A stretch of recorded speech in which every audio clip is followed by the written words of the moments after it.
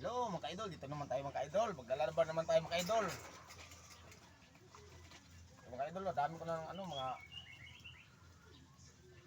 damit na marumi na mga ka-idol. Ano na to, mag-isang linggo na mga ka-idol. Wala kasi maglalaban mga ka-idol eh. Ang damit ko. Kanya-kanya kasi kami laba, kanya-kanya kami. Yung mga trabaho kasi asawa ko, anak meron din. Nag-aaral ng iba. Ako, wala na rin ako trabaho, dito lang sa bahay. Nagluto lang. Sa pikain din. Nagabantay ng kaldero mga ka-idol. Baka maubusan sa pagkain. Kasi mga kasama ko, walang mga luas mga ka-idol eh. Puro lakas kumain, parang kalabaw. Puro talos na tayo mga ka-idol. Ako parang ilpante na eh. Ay mga ka-idol. Kaya ito, maglalaba ako mga ka-idol kasi wala nang masuot mga ka-idol.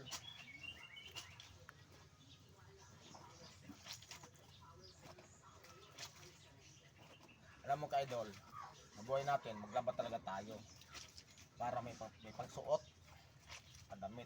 Kasi meron kami dati mga kapitbahay mga ka-idol, maglalaba, hindi, magsuot ng damit, pagkatapos, maligo yan, hubarin, tapon lang sa gilid mga ka-idol. Tapos makita ko, mga isang buwan siguro nandun na. Nasilaban ng mga ka-idol, ginawang basura mga damit. Yan ang mga tamad mga ka-idol. Bandang huli mga ka-idol, lahat ng damit. Yun, minsan, nangingi sa akin dati ng damit, binibigyan ko. Tamad kasi maglaba mga ka-idol. Yun ang tamad ng mga tao, maglaba mga ka-idol. Natapon mga damit, susunugin yun. Ano yung ka-idol, tawag nito yung parang, yung parang gabaan niya, tapos mga damit mga ka-idol. Dapat nasuot mo, dapat nalalabahan mo, doon ka-idol. Ano na yun. Isa pa yung mga ka-idol, pag kumain sila mga ka-idol, pag may sobrang kanin, ibabahaw. Natapon nila yun, ayaw kumain ng mga bahaw. Ayun yung mga tao na hindi iniisip mga ka-idol, ano ba yung grasya. Hindi nila alam, pag natapon ng grasya, lagi disgrasya, di ba mga ka-idol? Ano mga ka-idol? Pero maglaba ako dati mga ka-idol, nagtamanan pa ako mga ka-idol kasi under Bisaya daw ako mga ka-idol. Hindi naman sa ganun na na under tayo, maglaba tayo. Kailangan dito sa bahay, kawain bahay, magtulungan mga ka-idol, di ba? Hindi ko puro lang. Ang mga ka-idol. Maglaba tayo lagi para may pangsuot. Kasi hindi gaya dati mga ka-idol, pag suot tapon eh. Kasi madamit dati yung ka-idol, di ganito eh. Mga sako mga ka-idol, di ba? Sako yung damit dati, yung nagawang damit. Yung mga ka-idol, kailangan maglalaba-laba tayo. Parang nasa bahay rin ka-idol, di ba? Kailangan maglilinis ka ang bahay, magwalis, ganun yung ka-idol, magluto, di ba? Para lagi swerte yung maabot sa buhay natin. Kaya patamad-tamad ka, wala mangyari sa'yo. Mga ka-idol, dahil tamad naman talaga eh. Mga ka-idol, sabi ng iba, huwag dapat tamad naman talaga eh.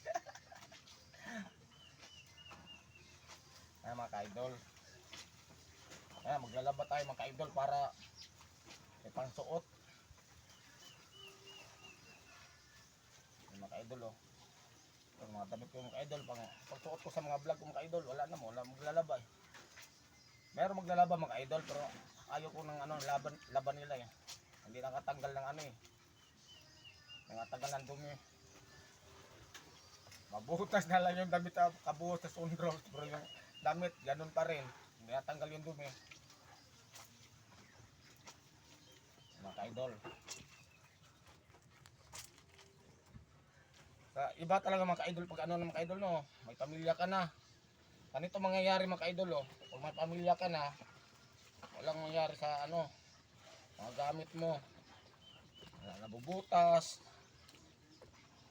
Yan, kaya ng brief ko mga ka-idol yan. Yan butas mga idol yan. Lusot ang dalawang kamay mga ka-idol yan. Yan aba patunay na pamilyado niya tao, hindi na pabili ng brief. So, mga ka-idol, yun mga ka-idol thank you for watching mga ka-idol. Bye bye.